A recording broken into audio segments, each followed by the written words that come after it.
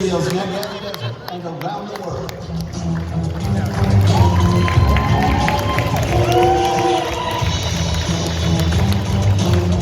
הנה הבנות שלנו. ההתרגשות פה היא גדולה מאוד. Thank you so much for that warm welcome. My name is Samantha Levy and I lead all the development projects of the Central Arab Regional Council. And my name is Vatnיה and I'm the director of the Kessler Joint Institute for Food, Water, and Energy Security. And we are here to present to you some bold initiatives taking place in the Arava Valley. I have to stop you for a second. I know where the Arava is because I've been there. But for those who may not, where is it? Glad you asked, Barbara. The Arava is located along the Jordanian southeast frontier between Beersheba and Eilat. It's stunning, but challenging. It's hot. There's not enough water, and the infrastructure is very, very little. On a bad day, it truly can feel like the most forgotten corner of Israel. But if there's any organization to remember them forgotten, is JNF USA. The whole Arava Valley, which is 90% of the land of Israel, only had about 7,500 people when I first came there in 2009. Today, we're 50,000 and growing. Wow! Yes, that is right. JNF USA has spearheaded much of the work in this part of Israel, including a medical center, new housing sites, an emergency response center, fire trucks, reservoirs, schools, and several research and development institutions. That's right, Sol. And the work that you described has helped the Arava become an economic powerhouse. 50% of Israel's fresh vegetable export comes from the Arava. That's about $220 million in economic activity, all created by less than 600 farms. When I came to the Arava, it was only crazy people like me in love with the farmers that would actually move there. But thanks to JNF's hard work, there is so much going on to make this a real magnet for people and families. And that's what I want to present to you today. The Aquatic Center, a massive complex, houses a stunning Olympic-sized pool, one out of 5 in all Israel. The center also includes a professional training pool, a standard pool, a toddler pool that my kids love, a sauna, a cool-down pool for athletes, yoga facilities, as well as a hydrotherapy complex. Can you believe it? We built an aquatic center in the middle of the desert in the Arava. That's an impressive facility, and I understand that each resident pays a membership fee as well, and we love money, so that's great. But how many people around this part of Israel can enjoy a recreational pool? Well, it's not just for the local region. We have people who travel more than 3 hours to enjoy what the Aquatic Center has to offer.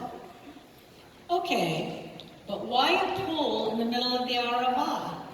That sounds kind of crazy. It may sound that way, but... Hold on, sorry, I'm getting a phone call. Tanya, it's Mark Spitz. Oh, okay. For those of you who don't know who it is, Mark is a 9-time Olympic champion and was the most successful athlete in the 1972 Summer Olympics. He won 7 gold medals and in world record time, so that's right. I wonder why he's calling you, by the way. It's weird. Hi, Mark. How you doing? I hear you're talking about my favorite subject, swimming. Yes, that's right. I'm in the middle of a presentation on the Aquatic Center talking to over 1,300 people at the JNF USA conference in Boston. You called me at the perfect time. I need your help in making them understand the value of this project. Happy to help, Samantha.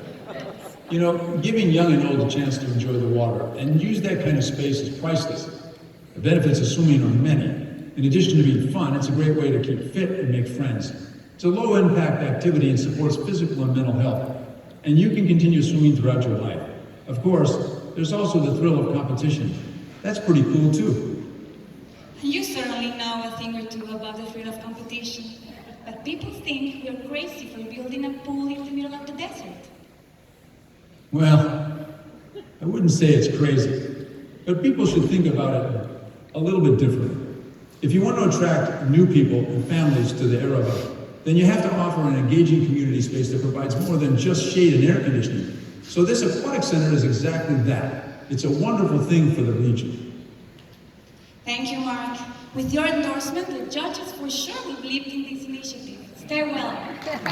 You too, Samantha, and thanks to everybody at the Jewish National Fund. Keep up all the great work that they do. Bye.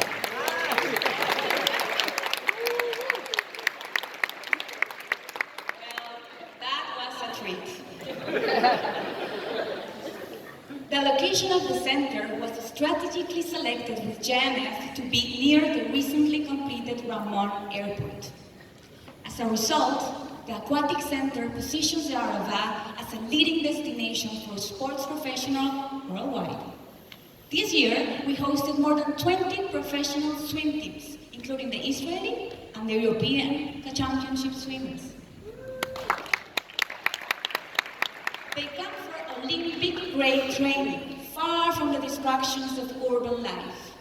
Tell me, what could be better for focusing the mind than the tranquility and silence of the desert? Makes sense, but how do you measure the success or impact of such a space? Good question, Saul. The competitive sporting events alone bring thousands of athletes and guests to the area.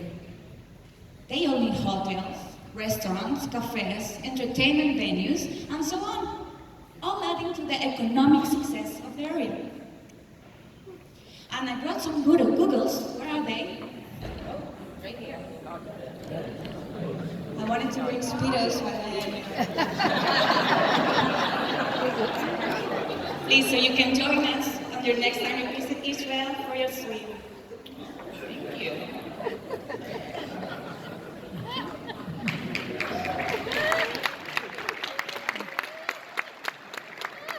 Well, what's happening in the Aquatic Center can serve as a light to all of Israel and what's possible in the desert. But what's happening in the Arava can also serve as a light to the entire world. Many of you probably think of Tel Aviv as the high-tech innovation hub of Israel, but I'd suggest that it's actually the Arava that is leading Israel innovative and spirit and incubator hub. At the Kasser Joint Institute for Food, Water, and Energy Security, we're working on solving some of the most complex and challenging issues of our time. How to feed a growing population, how to create thriving agriculture where water, infrastructure, and energy are scarce, how to address food supply challenges. We're focusing on helping African farmers grow food while also generating energy and use it to solve water challenges. I gotta say, these are some pretty big challenges.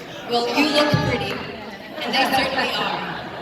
In 2019, we teamed up with the University of Arizona, and in 2020, we kicked off the agrivoltaic, yes, Arizona, right there.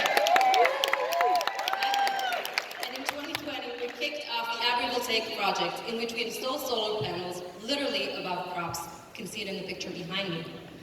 By doing so, this does not only provide shade to the crops, it also significantly reduces water usage. So while generating energy for the farms and local communities that often live far away from the power grid. Wait a second. Israel's been a leader in water conservation for agriculture for years. You're telling us there's still a lot more work to be done? Yes. In fact, the agrivoltaic project alone has meant that we can reduce the amount of water that 1 acre needs by up to 50%.